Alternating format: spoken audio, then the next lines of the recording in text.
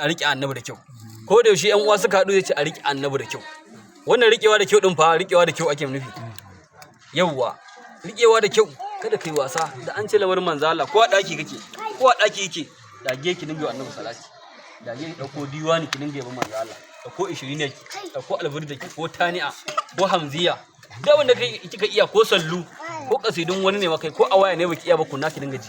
Ki dinga bi kina wannan huduri kina halatto manzon Allah sallallahu alaihi wasallam.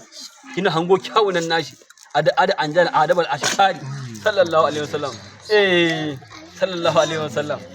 Kina turo nan sufofin nasa. Kina turo wannan karamci irin na manzon Allah sallallahu alaihi wasallam. Kina turo irin kyautar manzon Allah sallallahu alaihi wasallam. Kina tuno irin mu'amala da kyawun ɗabi'a irin na manzon Allah sallallahu alaihi wasallam. Duka ki dinga halattowa. Wata nan sai kina hakan kawai sai kin ga manzon Allah.